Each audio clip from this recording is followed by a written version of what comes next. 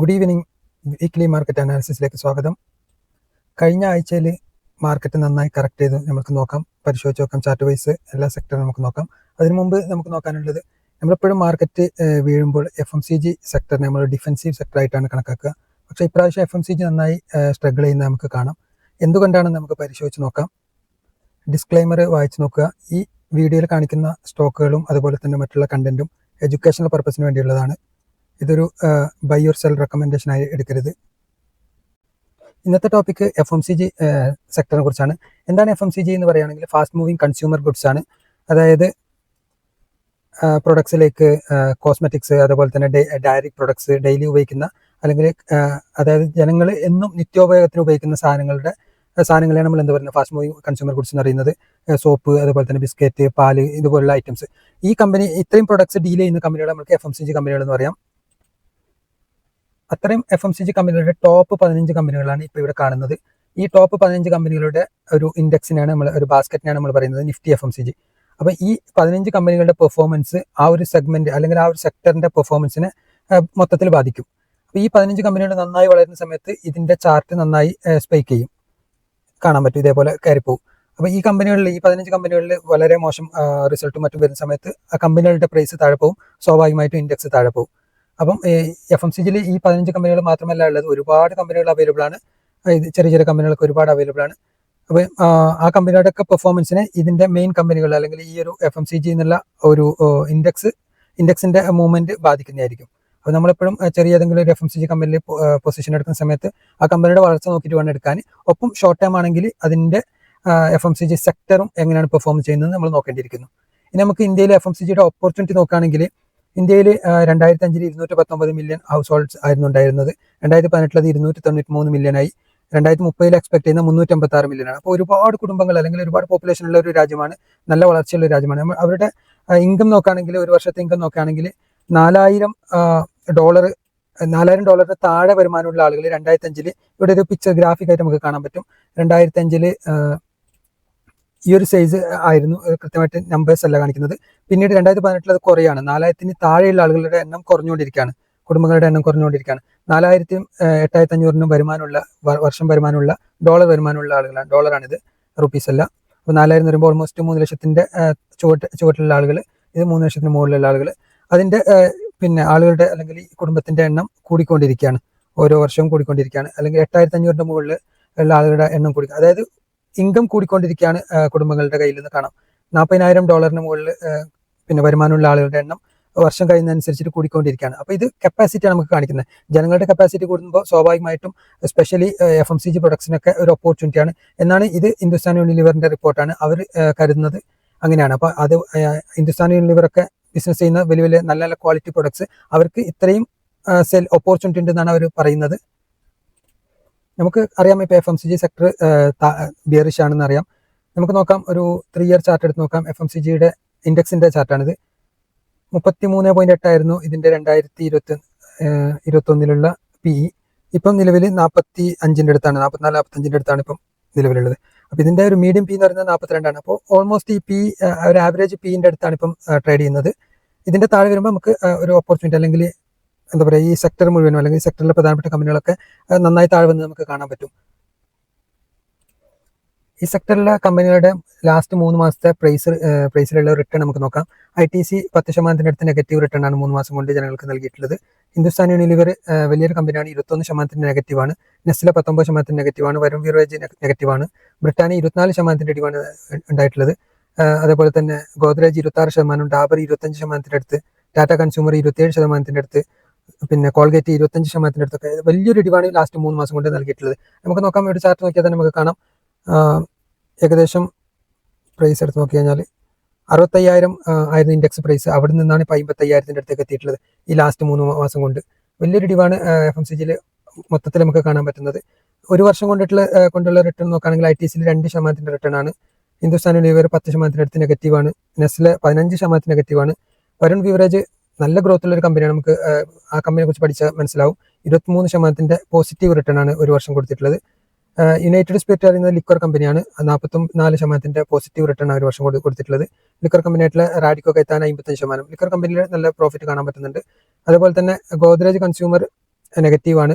ഡാബർ 5% ലോസാണ് ഒരു വർഷം കൊണ്ട് കൊടുത്തിട്ടുള്ളത്. പിന്നെ ക്വാർട്ടർ ഓൺ ക്വാർട്ടർ അല്ലെങ്കിൽ year on year quarter result sales നോക്കുകയാണെങ്കിൽ ITC 16%. ITC ഇവിടെ കൺസിഡർ ചെയ്യേണ്ടതെന്ന് കരുതുന്നത്. കാരണം ITCയിൽ പിന്നെ FMCG മാത്രമല്ല ഹോട്ടൽ ബിസിനസ്സും കൂടിയുണ്ട്. നമുക്ക് പ്യൂർ FMCG പ്രൊഡക്റ്റ് മാത്രം സെയിൽ ചെയ്യുന്ന കമ്പനികൾ നോക്കാം. ഹിന്ദുസ്ഥാൻ യൂണിലിവർ ആണെങ്കിൽ ക്വാർട്ടർ കഴിഞ്ഞ വർഷത്തെ ഇയർ ഓൺ ഇയർ ക്വാർട്ടർ നോക്കുകയാണെങ്കിൽ 1.94%, 2% ഗ്രോത്ത് ആണ് സെയിൽസിൽ ഉണ്ടായിട്ടുള്ളത്. എന്നാൽ പ്രോഫിറ്റിൽ 2% ലോസ് ആണ്, ഡിക്ലൈൻ ആണ് ഉണ്ടായിട്ടുള്ളത്. നെസ്ലയിൽ 7% ഡിക്ലൈൻ ആണ്. ബ്രിട്ടാനിയ 9% ഡിക്ലൈൻ ആണ്. ഡാബർ 18% ഡിക്ലൈൻ ആണ്. സെയിൽസും ഡിക്ലൈൻ ആണ്. അപ്പം നല്ലൊരു പ്രഷർ, മാർജിൻ പ്രഷർ അല്ലെങ്കിൽ പ്രോഫിറ്റിൽ പ്രഷർ കാണാം നമുക്ക് മൊത്തത്തിൽ. അപ്പോൾ ഈ ഒരു പ്രഷർ കൊണ്ടാണ് ഇത്രമാത്രം ചാർട്ടിൽ ഡിക്ലൈൻ ആയിട്ടുള്ളത്. ഇതിന്റെ മെയിൻ കാരണം എന്ന് പറയുന്നത് ഇതിന്റെ റോ മെറ്റീരിയൽസ്, അസംസ്കൃത വസ്തുക്കൾ അല്ലെങ്കിൽ ഇത് പ്രൊഡക്റ്റ് ഉണ്ടാക്കാനുള്ള റോ മെറ്റീരിയൽസിന്റെ കോസ്റ്റ് കൂടുതലാണ്. അത് ഇനി കമ്പനികൾ എന്താ ചെയ്യുക, കോസ്റ്റ് കൂടുന്ന സമയത്ത് സ്വാഭാവികമായിട്ടും അവരുടെ പ്രൊഡക്റ്റിന്റെ പ്രൈസ് കൂട്ടുക. പ്രൈസ് കൂട്ടി കഴിഞ്ഞാൽ അവർക്ക് ലാഭത്തിൽ വരാൻ പറ്റും. അതല്ലെങ്കിൽ അവർ സഹിക്കേണ്ടി വരും. സഹിക്കുന്ന സമയത്ത് ഇതേപോലെ ക്വാർട്ടറിൽ അല്ലെങ്കിൽ പ്രോഫിറ്റിൽ അവർക്ക് നെഗറ്റീവ് ഗ്രോത്ത് ഉണ്ടാവും. നമുക്ക് ഹിന്ദുസ്ഥാൻ യൂണിലിവറിന്റെ സെയിൽസ് ഗ്രോത്ത് നോക്കാം. 10 വർഷം കൊണ്ട് 8% CAGR സെയിൽസ് ഗ്രോത്ത് മാത്രമേ ഉണ്ടായിട്ടുള്ളൂ. 5 വർഷം കൊണ്ട് 10%, 3 വർഷം കൊണ്ട് 10%. അവസാനത്തെ ഒരു വർഷം 1% ഗ്രോത്ത് മാത്രമേ സെയിൽസിൽ കൊണ്ടുവരാൻ പറ്റിയിട്ടുള്ളൂ. പ്രോഫിറ്റ് ആണെങ്കിൽ അവസാനത്തെ ഒരു വർഷം കൊണ്ട് നെഗറ്റീവ് ഗ്രോത്ത് ആണ്. 3 വർഷം കൊണ്ട് 8% പ്രോഫിറ്റ് ഗ്രോത്ത് ആണ് ഉണ്ടായിട്ടുള്ളത്. സ്റ്റോക്ക് പ്രൈസ് നോക്കുകയാണെങ്കിൽ 10 വർഷം കൊണ്ട് ആകെ 12% CAGR വളർച്ച മാത്രമേ സ്റ്റോക്കിന്റെ പ്രൈസിൽ നമുക്ക് തന്നിട്ടുള്ളൂ. ഒരു മാന്യമായിട്ടുള്ള റിട്ടേൺ എന്ന് പറയാനില്ല. 12% പോരാ. ഒരു സ്റ്റോക്കിലൊക്കെ ഇൻവെസ്റ്റ് ചെയ്ത് കഴിഞ്ഞാൽ 12% ഒക്കെ വളരെ കുറവാണ്. 5 വർഷം കൊണ്ട് വെറും 4% CAGR വളർച്ച മാത്രമേ പ്രൈസിൽ ഉണ്ടായിട്ടുള്ളൂ. വലിയൊരു കമ്പനിയാണ്. ഇപ്പോൾ കമ്പനിയുടെ പ്രൊഡക്ട്സ് ഒക്കെ നോക്കിയാൽ നമുക്കറിയാൻ പറ്റും. വളരെ ആക്സ്, ബൂസ്റ്റ്, അതുപോലെ തന്നെ ബ്രൂക്ക് ബോണ്ട്, ഇത് ടീ ആണ്. അതുപോലെ ബ്രൂ കോഫി, ഒരുപാട് പ്രൊഡക്ട്സുകളുള്ള ക്ലോസപ്പ് നമുക്കിവിടെ കാണാൻ പറ്റും. ഹോർലിക്സ്, ഇങ്ങനെയുള്ള ഒരുപാട് ലക്സ്, ലൈഫ് ബോയ്, ലിപ്റ്റൺ, ഇങ്ങനെ വലിയ വലിയ ബ്രാൻഡുള്ള പ്രൊഡക്ട്സ് ഉള്ള കമ്പനിയാണ്. പെപ്സോഡന്റ്, PS, റെക്സോണ. പക്ഷെ സെയിൽസിൽ ഇത്ര വലിയ കമ്പനി ആയിട്ട് നമുക്ക് കാര്യമായിട്ടുള്ള നേട്ടമില്ല. അപ്പം ഞാൻ പറയുന്നത് വലിയ കമ്പനിയല്ല നമ്മൾ നോക്കേണ്ടത്. കമ്പനി വലുപ്പം ഉണ്ടായിട്ട് കാര്യമില്ല, നമ്മൾക്ക് ഗ്രോത്ത് ആണ് വേണ്ടത്. അങ്ങനെയാണെങ്കിൽ മാത്രമേ നമ്മുടെ പ്രൈസിൽ അല്ലെങ്കിൽ നമ്മൾ ഇൻവെസ്റ്റ് ചെയ്തിട്ട് നമുക്ക് ബെനിഫിറ്റ് കിട്ടുമല്ലോ. നമുക്കിവിടെ നോക്കുകയാണെങ്കിൽ കമ്പനി ലാസ്റ്റ് 3 വർഷമായിട്ട് 2022 52,000 കോടിയായിരുന്നു അതിന്റെ സെയിൽസ്. അത് 60,000-ലേക്ക് എത്തിച്ചിട്ടുണ്ട്. പക്ഷെ പിന്നീട് 61,000 2024. ഇപ്പം 2 ക്വാർട്ടർ കഴിഞ്ഞു 62,400 ആയിട്ടുള്ളൂ. വലിയൊരു ഗ്രോത്ത് കമ്പനി കൊണ്ടുവരാൻ പറ്റിയില്ല. അത് ഇവിടെ നമുക്ക് കാണാം. ലാസ്റ്റ് ഒരു വർഷം 1% ഗ്രോത്ത് മാത്രമേ ഉള്ളൂ. പ്രോഫിറ്റ് ആണെങ്കിൽ നെഗറ്റീവാണ്. സ്വാഭാവികമായിട്ടും അങ്ങനെയുള്ള സാഹചര്യത്തിൽ പ്രൈസ് മൂവ്മെന്റ് നടക്കൂല. നമ്മൾ ഇത്രയും കമ്പനികൾ സേഫ് ആയിട്ടുള്ള കമ്പനികളാണ്. പക്ഷെ നമ്മൾ എപ്പോഴാണ് ഇതിന്റെ ബൈ നടത്തേണ്ടത്? ഇതിന്റെ പ്രൈസ് നോക്കിയിട്ട് നല്ലൊരു പീലൊക്കെ കിട്ടുന്ന സമയത്ത് നമുക്കിത്, അതായത് ഇതിന്റെ വാല്യുവേഷൻ നോക്കിയിട്ട് വേണം നമ്മൾ ഇതിനകത്ത് ബൈ ചെയ്യാൻ. ഇപ്പൊ ഈ കമ്പനിയിൽ തന്നെ ഹിന്ദുസ്ഥാൻ യൂണിലിവർ നോക്കുകയാണെങ്കിൽ നമുക്കൊരു ഓപ്പർച്യൂണിറ്റി ഉണ്ടായിരുന്നു. ഏപ്രിൽ 2024 ഒരു കറക്ഷൻ വന്നിരുന്നു. ആ സമയത്ത് അതിന്റെ പ്രൈസ് ഒരു 3 ഇയർ എടുക്കുകയാണെങ്കിൽ 5 ഇയർ ചാർട്ട് എടുത്ത് നോക്കാം. ഓക്കെ, ഈ ഒരു ഏരിയ 2021 ഫെബ്രുവരിയിൽ ഉണ്ടായിട്ടുള്ള ഒരു ഏരിയയിലേക്ക് പ്രൈസ് വന്നപ്പം, അല്ലെങ്കിൽ ഈ ഒരു ഏരിയയിലേക്കൊക്കെ പ്രൈസ് വന്നപ്പോൾ ഇവിടെ ഒരു എടുത്ത ഒരാളെ സംബന്ധിച്ചിടത്തോളം അത്യാവശ്യം ഒരു റിട്ടേൺ ഇവിടുന്ന് കൊടുത്തിട്ടുണ്ട്. 36-40% റിട്ടേൺ. അല്ലാതെ ഇത് ലോങ്ങിൽ ഹോൾഡ് ചെയ്യുന്ന ഒരാളെ സംബന്ധിച്ചിടത്തോളം റിട്ടേൺ ഇല്ല. നമ്മളിപ്പോൾ ഇവിടെ കാണാൻ പറ്റും ഹിന്ദുസ്ഥാൻ യൂണിലിവർ. ഓക്കെ, ലോങ്ങിൽ ഹോൾഡ് ചെയ്യുന്ന ഒരാൾക്ക് 3 വർഷമായിട്ട് 1% CAGR റിട്ടേൺ മാത്രമേ കൊടുത്തിട്ടുള്ളൂ. അതേപോലെ 5 വർഷം കൊണ്ട് ഹോൾഡ് ചെയ്യുന്ന ഒരാൾക്ക് 4% CAGR. എന്നാൽ ഒരാൾക്ക് നല്ലൊരു ഓപ്പർച്യൂണിറ്റി നോക്കിയിട്ട് താഴ്ന്നെടുത്തിട്ട് മുകളിൽ സെല് ചെയ്യുന്ന അല്ലെങ്കിൽ റിവേഴ്സിൽ കാണുമ്പോൾ ബൈ ചെയ്തിട്ട് സെല് ചെയ്യുന്ന ഒരാളെ സംബന്ധിച്ചിടത്തോളം റിട്ടേൺ ഉണ്ട്. അപ്പം ഇത്രയും നല്ല കമ്പനികളിൽ നല്ല ഒരു ഓപ്പർച്യൂണിറ്റി കിട്ടുമ്പോൾ മാത്രം ഇൻവെസ്റ്റ് ചെയ്യുക. അതിന്റെ റിവേഴ്സൽ നോക്കിയിട്ട് ടെക്നിക്കലൊക്കെ നോക്കിയിട്ട് ഇൻവെസ്റ്റ് ചെയ്യുക. ഗ്രോത്തും കൂടി കൺസിഡർ ചെയ്യുക. ഗ്രോത്ത് ഇല്ലാത്ത സമയത്ത് ഒരിക്കലും ഇൻവെസ്റ്റ് ചെയ്യരുത്. ഇതിന്റെ ഗ്രോത്ത് കൊടുക്കുന്ന സമയത്ത് ഇവിടുന്ന് ഇപ്പോൾ ഗ്രോത്ത് കൊടുത്ത സമയമാണ്. അതിന്റെ ക്വാർട്ടർ റിസൾട്ട് നോക്കുകയാണെങ്കിലും ക്വാർട്ടർ എടുത്ത് നോക്കുകയാണെങ്കിലും നമുക്ക് കാണാൻ പറ്റും. EPS നോക്കിയാൽ ജസ്റ്റ് ഇവിടെ കാണാം. 10, 13, 11, 34, 10, 53 ഈ ഒരു ഏരിയയിലൊക്കെ കൺസൾട്ടേറ്റ് ചെയ്യുന്ന സമയത്ത് അതിന്റെ year on year quarter result ഒക്കെ ബെറ്റർ ആവുന്ന സമയത്ത് വേണം ഇൻവെസ്റ്റ് ചെയ്യാൻ.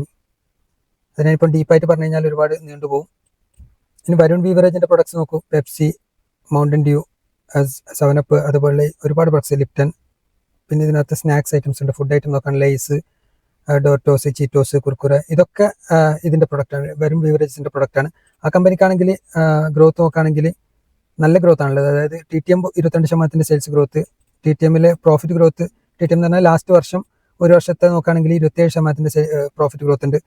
5 വർഷം കൊണ്ട് കമ്പനി 10 ഇരട്ടിയാണ് റിട്ടേൺ കൊടുത്തിട്ടുള്ളത്. 58% CAGR എന്ന് പറയുമ്പോൾ 5 വർഷം കൊണ്ട് 10 ഇരട്ടി. നമുക്ക് നോക്കാം, ചാർട്ട് എടുത്തിട്ട് 5 വർഷത്തെ പ്രൈസ് നോക്കാം. അത് 62 നിന്ന് 600 എത്തിയിട്ടുണ്ട്. അപ്പം നല്ലൊരു ഗ്രോത്ത് ഉള്ള കമ്പനി ആകുമ്പോൾ അതിനനുസരിച്ചുള്ള മൂവ്മെന്റ് ഉണ്ട്. ഇനി ഒരു പരിധി കഴിഞ്ഞു. ഇതിന് ശേഷം സെയിൽസിൽ ഇപ്പം സെയിൽസ് ഗ്രോത്ത് ആണ്. 8,000 കോടി ഉള്ളത് 13,000 പിന്നെ 16,000 ഇപ്പൊ TTMൽ 18,900 ആയിട്ടുണ്ട്.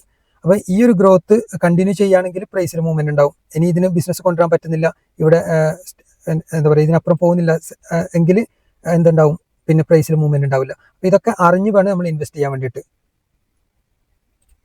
ഡാബർ എടുത്ത് നോക്കുകയാണെങ്കിൽ നമുക്ക് കാണാം, സെയിൽസ് ഗ്രോത്ത് നോക്കാം, കാര്യമായിട്ടുള്ള സെയിൽസ് ഗ്രോത്ത് ഇല്ല, പ്രോഫിറ്റ് ഗ്രോത്ത് കാര്യമായിട്ടില്ല, പ്രൈസും അതിനനുസരിച്ചിട്ട് കാര്യമായിട്ട് മൂവ്മെന്റ് നടത്തുന്നില്ല.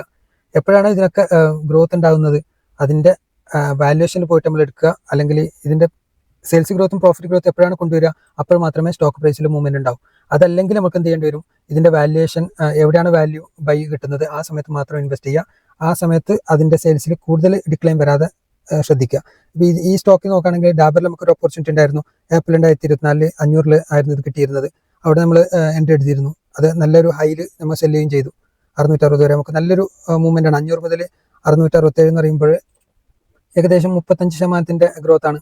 നമ്മൾ നോക്കുകയാണെങ്കിൽ സ്റ്റോക്ക് എടുത്ത് നോക്കുകയാണെങ്കിൽ നമുക്ക് കാണാം, ഇവിടെ ഒരു ഗ്രോത്തും ഇല്ല. അതായത് പിന്നെ സ്റ്റോക്ക് 3 വർഷമായി ഹോൾഡ് ചെയ്യുന്ന ഒരാൾക്ക് നഷ്ടമാണ്. -4% CAGR ലോസ് ആണ് ഉണ്ടായിട്ടുള്ളത്. 5 വർഷം ഹോൾഡ് ചെയ്യുന്ന ആകെ 2% CAGR വളർച്ച മാത്രമേ കിട്ടിയിട്ടുള്ളൂ. പക്ഷെ നമ്മൾ കൃത്യമായിട്ട് രണ്ട് എടുത്തിട്ടുണ്ടെങ്കിൽ നമുക്ക് 35% ലാഭമാണ് ഇവിടുന്ന് എടുത്ത ഒരാൾക്ക് കിട്ടിയിട്ടുള്ളത്. അപ്പം ഇത്രയും കമ്പനികൾ വലിയ വലിയ കമ്പനികളാണ്. പക്ഷെ എന്ന് വെച്ചിട്ട് എവിടെയെങ്കിലും പോയി ഇൻവെസ്റ്റ് ചെയ്യാതെ അതിന്റെ വാല്യുവേഷനിൽ മാത്രം ഇൻവെസ്റ്റ് ചെയ്യുകയും കാര്യമായിട്ടുള്ള വളർച്ച ഇല്ലെങ്കിൽ അത് എപ്പോഴാണോ നമുക്ക് നല്ലൊരു അപ്രിസിയേഷൻ തരുന്നത് ആ സമയത്ത് നമ്മൾ ഇറങ്ങുകയും ചെയ്യുക. കൺക്ലൂഡ് ചെയ്യാണ് FMCG കാര്യം നോക്കുകയാണെങ്കിൽ ഈ 15 കമ്പനികൾ മാത്രമല്ല, ഒരുപാട് ഇനിയും കമ്പനികൾ നമുക്ക് FMCGയിൽ അവൈലബിൾ ആണ്. ഈ കമ്പനികളുടെ ഒക്കെ പെർഫോമൻസ് ഇതിന്റെ ഒരു വാല്യുവേഷനിലേക്ക് എത്തുന്ന സമയത്ത് ഈ ചാർട്ട് ഒരു നല്ലൊരു വാല്യൂയിലേക്ക് എത്തിക്കഴിഞ്ഞാൽ അവിടെ നിന്ന് റിവേഴ്സൽ കിട്ടും. ആ റിവേഴ്സൽ കിട്ടുന്ന സമയത്ത് നമ്മൾ എന്ത് ചെയ്യുക, FMCGയിൽ പെട്ടിട്ടുള്ള നല്ല കമ്പനികൾ തിരഞ്ഞെടുത്തിട്ട്, നല്ല ഗ്രോത്തുള്ള കമ്പനി തിരഞ്ഞെടുത്തിട്ട് ഇൻവെസ്റ്റ് ചെയ്യാൻ ശ്രമിക്കുക. നന്നായി പഠിച്ച് കൈകാര്യം ചെയ്ത് കഴിഞ്ഞാൽ നമുക്ക് ലാഭം ഉണ്ടാക്കാൻ പറ്റുന്നതേ ഉള്ളൂ. ഫാസ്റ്റ് ആയിട്ടൊന്ന് വീക്കിലി അനാലിസിസ് ചെയ്ത് നോക്കാം. കഴിഞ്ഞ ആഴ്ച നിഫ്റ്റി 4.77% ലോസാണ് ഉണ്ടാക്കിയിട്ടുള്ളത്. വലിയൊരു ഇടിവാണ് നമുക്ക് ക്യാൻഡിലൂടെ കാണാം. ഇനിയിപ്പം വരുന്ന ആഴ്ച ഇതെങ്ങനെ ബിഹേവ് ചെയ്യും നമുക്ക് കാണേണ്ടിയിരിക്കുന്നു. ഒരു പെട്ടെന്നുള്ള ഒരു റിവേഴ്സൽ ഒന്നും പ്രതീക്ഷിക്കുന്നില്ലെങ്കിൽ ഇവിടെ ഈ ഒരു ഏരിയയിൽ കൺസൾട്ടേഷൻ എങ്കിലും നമുക്ക് കിട്ടണം. അതല്ലെങ്കിൽ ഭീകരമായിട്ട് താഴെ പോയേക്കാം. അതേപോലെ തന്നെ മിഡ് ക്യാപ്പ് നോക്കുകയാണെങ്കിൽ മിഡ് ക്യാപ്പിലും 3.2% ലോസാണ്. വലിയൊരു ക്യാൻഡിൽ നമുക്ക് ഒരു ഭീതി നൽകുന്ന തരത്തിലുള്ള വലിയൊരു ക്യാൻഡിലാണ് ഇതൊക്കെ. വലിയൊരു നെഗറ്റീവ് ക്യാൻഡിലാണ്. ഇപ്പോൾ ഇവിടെ കണ്ടില്ല, വലിയൊരു നെഗറ്റീവ് ക്യാൻഡിലായിരുന്നു. അതിനുശേഷം ഈ ഒരു ഏരിയയിൽ ചെറിയൊരു കൺസൾട്ടേഷൻ കിട്ടി അടുത്ത ആഴ്ച. പിന്നെയാണ് അത് മുകളിലോട്ട് പോയിട്ടുള്ളത്. എന്ന പോലെ നമുക്ക് ഇവിടെ ഒരു കൺസൾട്ടേഷൻ വരണം. അതല്ലെങ്കിൽ ഇതിന്റെ താഴെയാണ് ക്ലോസിംഗ് എങ്കിൽ ഒരു വീക്ക്നെസ് ആണ്. കാര്യം മനസ്സിലാവുന്നുണ്ടാവും വിചാരിക്കുന്നത് പറയുമ്പോൾ. അതേപോലെ നിഫ്റ്റി സ്മോൾ ക്യാപ്പ് നോക്കുകയാണെങ്കിൽ ഒട്ടും ഈ എല്ലാ പിന്നെ സ്റ്റോക്കിലും എല്ലാ ഇൻഡെക്സിലും നമുക്ക് ഇത് തന്നെ കാണാൻ പറ്റും. കാര്യമായിട്ട് എടുത്ത് പറയുന്നില്ല. 3.1% ലോസാണ് ഉണ്ടായിട്ടുള്ളത്. ഇവിടെയും ഒരു കൺസൾട്ടേഷൻ അല്ലെങ്കിൽ ഒരു എന്താ പറയുക, ഈ ഒരു ഏരിയയിലുള്ള ചെറിയൊരു ക്യാൻഡിൽ നമ്മൾ പ്രതീക്ഷിക്കുന്നത്. കൂടുതൽ വലിയൊരു ഭീകരമായിട്ടുള്ളൊരു ക്യാൻഡിൽ വരാണെങ്കിൽ നന്നായി ഫോളോ ചെയ്യാൻ സാധ്യതയുണ്ട്. വിക്സ് കൂടിയിട്ടുണ്ടായിരുന്നു കഴിഞ്ഞ ആഴ്ച. ബാങ്ക് നിഫ്റ്റിയിലും 5% ലോസാണ് ഉണ്ടായിട്ടുള്ളത്. 5.27% ഒരു ലോസാണ് കഴിഞ്ഞ ആഴ്ച ഉണ്ടായിട്ടുള്ളത്. IT ഇൻഡെക്സ് നോക്കുകയാണെങ്കിൽ IT-യിലും വലിയൊരു പ്രോഫിറ്റ് ബുക്കിംഗ് തന്നെയാണ് ഉണ്ടായിട്ടുള്ളത്. പക്ഷേ ഇതൊരു സപ്പോർട്ടിലാണ് ഇപ്പം നിലവിലുള്ളത്. ഈ ഒരു ഏരിയയിൽ കൺസോളിഡേറ്റ് ചെയ്യുന്നതാണ് വിചാരിക്കുന്നത്. നിഫ്റ്റി ഫാർമ കഴിഞ്ഞ ആഴ്ച 1.55% പോസിറ്റീവ് ഗ്രോത്ത് ആണ് ഉണ്ടായിട്ടുള്ളത്. അത് നല്ലൊരു ക്യാൻഡിലാണ് നമുക്ക് കാണാൻ പറ്റുന്നത്. ചെറിയൊരു റിവേഴ്സലിന്റെ ലക്ഷം നിഫ്റ്റി ഫാർമയിൽ നമുക്ക് കാണാൻ പറ്റുന്നുണ്ട്. സ്പെഷ്യലി നോക്കേണ്ട ഒരു പോയിന്റ് അറിയുന്നത്, നിഫ്റ്റി ഫാർമ ഇങ്ങനെ ഒരു പോസിറ്റീവ് കാണാൻ കാരണം നമുക്കറിയാം റുപ്പിയുടെ ഇടിവാണ് മെയിൻ കാരണം. അപ്പം ഫാർമ കമ്പനികളൊക്കെ എക്സ്പോർട്ട് കൂടുതലാണ്. അപ്പോൾ ഇത്രയും കമ്പനികൾ ഇതിന്റെ ബെനിഫിറ്റ് എടുക്കുകയാണ്. ഇമ്പോർട്ട് ചെയ്യുന്ന കമ്പനികൾക്ക് ഏറ്റവും കൂടുതൽ പ്രശ്നം ഉണ്ടാവും. 2% ലോസാണ് FMCGയിൽ ഉണ്ടായിട്ടുള്ളത്. ഓട്ടോ സെക്ടറിൽ വലിയൊരു കനത്ത ലോസ് തന്നെയായിരുന്നു. 5% ലോസാണ് കഴിഞ്ഞ ആഴ്ചയിൽ ഉണ്ടായിട്ടുള്ളത്. നിഫ്റ്റി റിയാലിറ്റിയിൽ 2% ലോസാണ് ഉണ്ടായിട്ടുള്ളത്. മെറ്റൽ 6% ലോസാണ് കഴിഞ്ഞ ആഴ്ച ഉണ്ടായിട്ടുള്ളത്. ഗോൾഡ് കഴിഞ്ഞ ആഴ്ചയിൽ 1% അടുത്തുള്ള ഒരു ലോസാണ് ഉണ്ടായിട്ടുള്ളത്. നമ്മുടെ ഡോളർ ഇൻഡെക്സ് നോക്കുകയാണെങ്കിൽ 85 ക്ലോസ് ചെയ്തതാണ് കഴിഞ്ഞ ആഴ്ച. ഇപ്പം 84.92 ഇപ്പം നിലവിൽ ട്രേഡ് ചെയ്യുന്നത്. ഡൗ ജോൺസിൽ 2.25% ലോസ് ഉണ്ടായിട്ടുണ്ട്. അതേപോലെ നാസ്ഡാക്കിൽ 2% ലോസ് ആയിരുന്നു. നിഫ്റ്റി ഹെൽത്ത് കെയർ 0.8% പോസിറ്റീവ് ആയിരുന്നു. കാര്യമായിട്ടുള്ള ഇവന്റ് ഒന്നും നമുക്ക് ഈ ആഴ്ചയിലില്ല. പൊതുവെ വർഷാവസാനത്ത് ആണ്, അതുകൊണ്ട് തന്നെ കാര്യമായിട്ടുള്ള ആക്ടിവിറ്റി ഉണ്ടാവില്ല. പൊതുവെ FIA ഒക്കെ റെസ്റ്റ് എടുക്കുന്ന, അല്ലെങ്കിൽ അവരൊക്കെ ഒരു എന്താ പറയുക സെലിബ്രേഷൻ മൂഡിലായിരിക്കും. കാര്യമായിട്ടുള്ള ആക്ടിവിറ്റി നമ്മൾ പ്രതീക്ഷിക്കുന്നില്ല. അതുപോലെ തന്നെ ഇവന്റ്സും നമുക്ക് കാര്യമായിട്ട് ഈ ആഴ്ചയിലില്ല. അപ്പോൾ നമുക്ക് നോക്കാം, വീക്ഷിച്ച് നോക്കാം എങ്ങനെയാണ് മാർക്കറ്റ് ബിഹേവ് ചെയ്യുന്നത്. ഒരു കൺസോൾട്ടേഷൻ എക്സ്പെക്ട് ചെയ്യുന്നു. ഓക്കെ, അപ്പം അടുത്ത ദിവസം കാണാം, മാർക്കറ്റ് ഡേയിൽ കാണാം. Thank you for watching. Good night.